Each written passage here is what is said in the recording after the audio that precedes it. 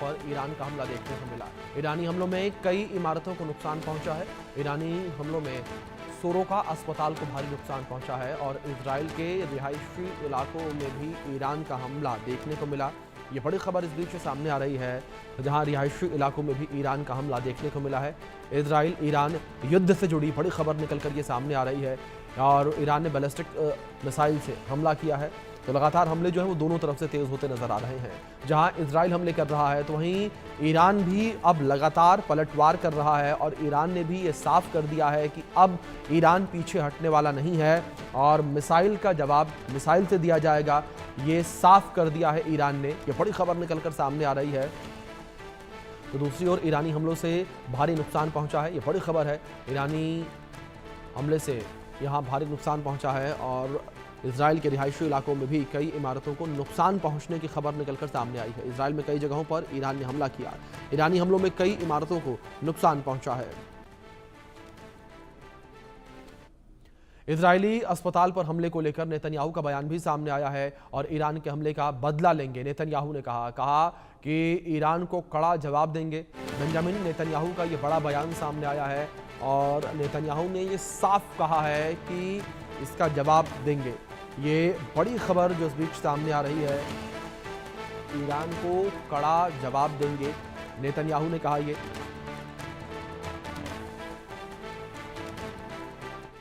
Iran में फंसे रवीश जैदी लखनऊ के रहने वाले हैं और उनके पिता इमरान जैदी से हमारे संवाददाता अभिषेक सिंह ने बातचीत की। रिपोर्ट में देखिए। ईरान और इजराइल के बीच हो रहे युद्ध की भयंकर तस्वीरें हर किसी को दहलाने के लिए काफ़ी हैं। ऐसे में ईरान में बीते दिनों 110 भारतीय छात्रों को वापस दिल्ली लाया गया और लेकिन अभी भी बहुत सारे ऐसे लोग हैं जो ईरान में हैं, जो भारतीय मूल के हैं। रमीज जैदी जो वहाँ के एक टीवी चैनल में काम करते हैं और जो तस्वीरें कुछ दिन पहले बहुत तेज़ी से सोशल मीडिया पर वायरल हो रही थी, जहाँ इजराइल ने उस वक्त ईरान पर हमला किया जब एक टीवी एंकर उसी न्यूज़ चैनल में खबर पड़ रही थी। उस बुलेटिन के दौरान उन्हें जान बचाकर वहाँ से निकलना पड़ा। पूरी इमारत हिल गई और ऐसे में वहाँ काम कर रहे रवीश जैदी के पिता हमारे साथ यहाँ मौजूद हैं लखनऊ में। उनसे पूछेंगे बात हुई थी, क्या हुआ था और किस तरह के हालात हैं और क्या वो वापस आ रहे हैं।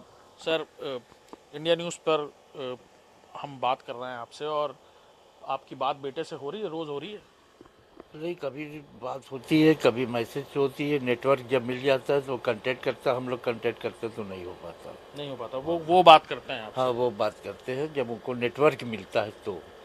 वैसे न्यूज़ कवरेज करने निकलता है, जब कहीं नेटवर्क मिल जाता है तो बात कर लेता है। कितने सालों से हैं वो ईरान में? वो करीब 15 साल से ईरान में।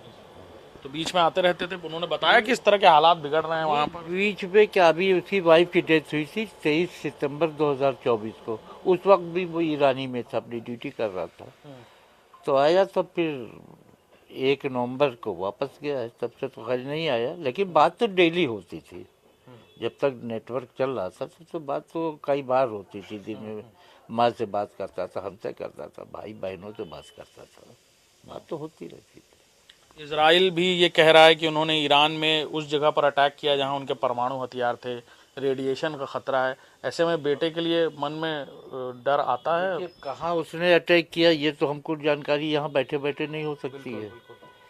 लेकिन एक बीइंग ए फादर तो हर बाप अपने बेटी के लिए सुरक्षा चाहता है कि हमारा बेटा हमारे सामने जिंदा सलामत रहे।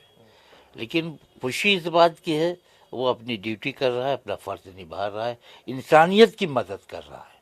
इस बात की हमको कोई मलाल नहीं है। वहाँ पर वो बहादुरी से काम कर रहे हैं। आप बता रहे हैं कि कई दिन बात भी नहीं हो पा रही इस बीच। हाँ, इन 6 दिनों में जब ये लड़ाई और भीषण रुख ले चुकी है, ऐसे में आपकी बातचीत कितनी बार हुई?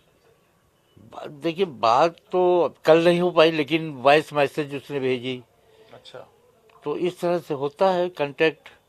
और जिस दिन ये अटैक हुआ है उस दिन तो हमारी वाइफ की डेथ हुई है।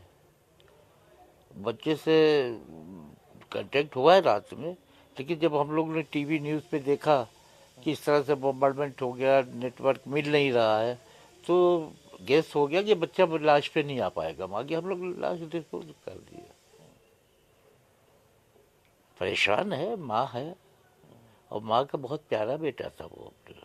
मरते से पहले 4-5 दिन से माँ कह रही थी कि हमको लोग बस हमसे या बेटी से किसी से कि हमको रवीश से बात करा दो, रवीश से बात करा दो। रवीश से बात होती थी, कैसा था, कहती थी हमको आगे बेटा जिंदा देख लो। हम तुमको जिंदा देखना चाहते नहीं, किस्मत में था। हमारी तो सरकार से यही अपील है कि किसी सूरत से जंग बंद कराए ताकि मजलूमों की मदद हो सके, बेगुनाह कत्ल होने से बचे। हमारी तो सरकार से ये अपील है और सरकार मदद कर रही है। जो वहाँ है उसको कॉन्ट्रैक्ट में, एमबेसी के कॉन्ट्रैक्ट में सब कुछ वापस आ रहे हैं, कुछ वापस आएंगे। अब आप इससे घिर पानी में आए हो, यहाँ पे अपनी ड्यूटी तो करने हो, वो भी अपनी ड्यूटी कर रहा है। तो जब उसको छुट्टी मिलेगी, मौका मिलेगा, आएगी। आपने कहा कि वापस आ जाओ, आपने ये बात कही? हमने तो कहा तो था, कहा डैडी अब ड्यूटी छोड़ के कैसे हम अपना फर्ज भी निभा रहे हैं। आपको खुशी हुई कि हमारा बेटा अपना फर्ज निभा रहा है। मैंने अपनी जिंदगी में फर्ज निभाया, वो भी अपना फर्ज निभा रहा है। जब उसी टीवी चैनल के ऑफिस पर वो हमला हुआ तब देखकर मन तो घबराया होगा अंकल? आप ऐसे से घबराया हम लोग।